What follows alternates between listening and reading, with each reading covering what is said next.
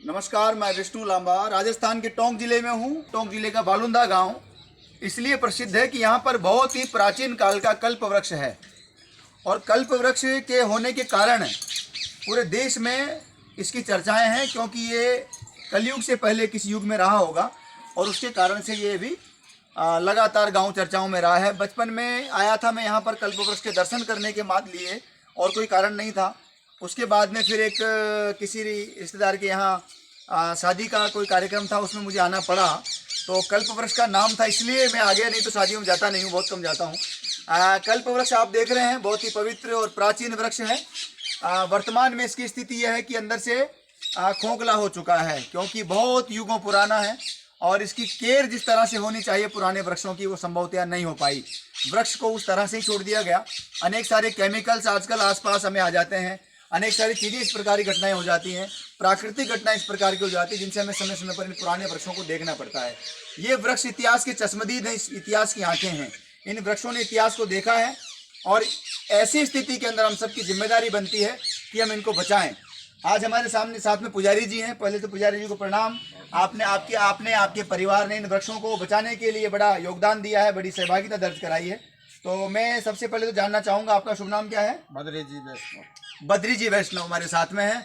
बद्री जी वैष्णव कई सालों से यहाँ सेवाएं कर रहे हैं। आपसे पहले कोई और कर रहा होगा। बहुत ही सुंदर कल्प वृक्ष है और 15 साल से तो अपनी रह रही है। अच्छा, बहुत बढ़िया। ये गिरने का क्या कारण है? अभी कितना समय हो गया तो गिरे, और कितना समय हो गया? दिवाली के पहली वाली घास का दिन ये गिरा है। एकादशी के दिन, दिवाली से पहले वाली एकादशी के दिन गिर गया। अचानक गिर गया। अचानक गिर गया, कोई इंसान यहाँ नहीं था मौजूद था। ओके। और मैं अकेला ही बैठा था। अच्छा। आराम से गया है, ये नहीं है कोई जल्दबाजी की है। हाँ। बिल्कुल आसानी से जाके ये टिक गया। अच्छा, धीरे धीरे गया, जमीन पे टका और बस आपको जानकारी मिली कि ऑटोमेटिक गिर गया है।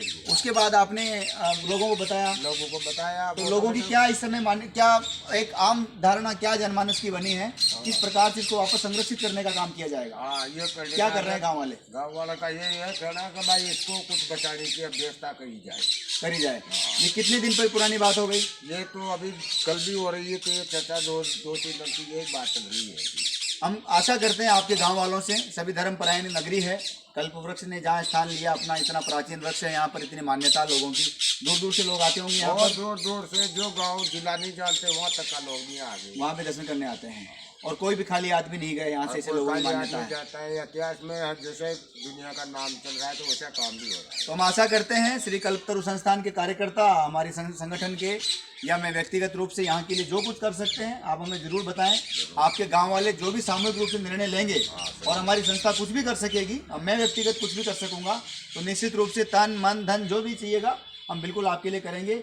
हमारी बस यही प्रार्थना है आपसे कि कल्प वृक्ष की जो 2 शाखाएं बची हैं, इसको थोड़ा समय लग सकता है गिरने में, और आपने उधर व्यवस्थाएं भी कर रखी है, लेकिन जो 2 शाखाएं बची हैं उनकी गिरने की संभावनाएं अभी बहुत कम समय में है, बहुत जल्दी। तो इसलिए उनको उधर पहली तरफ की उस साइड में आप सीमेंट के 2 वो खड़े करके और इसको रोका जा सकता है।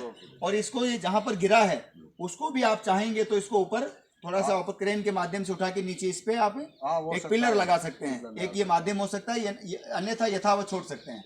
बाकी एक टहनी भी काटना तो माप आप बताया गया, इसलिए काट तो नहीं सकते। हम आगे चलते हैं। जिस प्रकार की धारणा यहाँ पर लोगों की है, जनमानस जिस प्रकार से जुड़ा हुआ है कल्प वृक्ष के साथ में, और ये जो धागे आप देख रहे हैं, मौली जो देख रहे हैं, ये लोगों की आस्था का प्रमाण है, लोगों के विश्वास का प्रमाण है। बद्री जी, ये लोग आते हैं तो वो इनको धागा पहनाते हैं, बांधते हैं, पूजा करते हैं, यहाँ पर दीपक जलाते हैं। ये भारत की महान संस्कृति की एक आप समझ सकते हैं ऐसा महान उदाहरण है कि हमारी महान संस्कृति ने, भारत की महान संस्कृति ने कभी भी पेड़ पौधों को और पशु पक्षियों को सिर्फ एक जीवन का साधन नहीं माना है।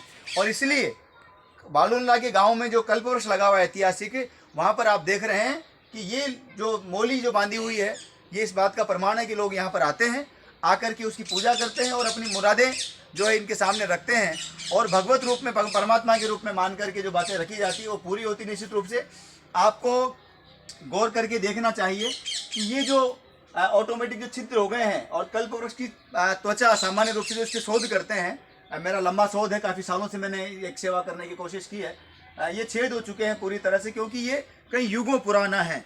लेकिन ये मैं आपको बताना चाहता हूँ कि कल्प वृक्ष कभी मरता नहीं है, ऐसा मेरा मानना है, ऐसा मेरा अनुभव है क्योंकि जितना देश भर में मैंने शोध इस पर किया है कल्पवृक्ष पर, कल्पवृक्ष मरता नहीं, अजर अमर वृक्ष है। और ऐसी स्थिति में हम लोग यहाँ पर आए हैं, जिसमें कुछ दिनों पहले, दिवाली से पहले की 11 को ये कल्पवृक्ष अचानक धराशायी हो गया है। ज़मीन पे एक टहनी इसकी बीच में से मैंने दिखाया आपको, खोखला हो गया। एक बार फिर मैं आपको दिखाना चाहूँगा।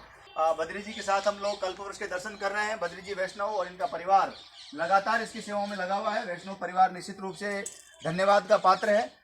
ये दृश्य आप देख रहे हैं, अंदर की तरफ एक बार आप देखना चाहेंगे। भौम जी, एक बार मैं कहूँगा कि आप अंदर की तरफ भी एक बार दिखाएं, हमारे दर्शक इसको देखना चाहेंगे निश्चित रूप से। ये जो कल्पवृक्ष का अंदर का दृश्य आप देख रहे हैं, पूरी तरह से खोखला हो चुका है। यहाँ पर ये अंदर से पूरी तरह से खोखला हो चुका है। इसमें आप ये देखिए, पूरी तरह से खाद के रूप में ये बन चुका है। और इसको बचाने के लिए अब जो जिस प्रकार से लोगों की आस्था है, उसका सबसे बड़ा फायदा यह है कि लोग तुरंत एक्टिव हो गए हैं। और बालुंदा की जनता ने, धर्मपरायण जनता है और आसपास के जो लोग हैं जिनकी आस्था जुड़ी हुई है, उन्होंने भी तय किया है कि हम इसको वापस संरक्षित करेंगे और जनता जनार्दन के लिए वापस पहले की तरह इसको पुनर्स्थापित करने का प्रयास करेंगे। मुझे बताते हुए प्रसन्नता हो रही है।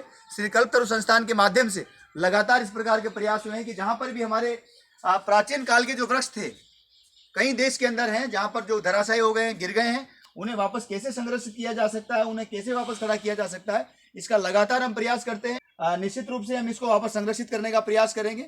और आप देखेंगे तो बहुत जल्द बालुंदा की जनता जनार्दन बहुत एक्टिव है, धर्मपरायण लोग हैं और पेड़ पौधों को, पशु पक्षियों को परमात्मा के रूप में मानते हैं। और संभवतः उन्हीं लोगों की ताकत है कि इतने वर्षों तक यहाँ पर एक अच्छा पॉजिटिव वाइब्रेशन हम लोग फील करते रहे, लोग आते रहे यहाँ पर। तो बहुत बहुत धन्यवाद, शुभकामनाएं। निश्चित रूप से हम लोग बहुत जल्द एक अच्छे परिणाम के साथ मिलेंगे। बहुत बहुत धन्यवाद। जय हिंद, जय भारत।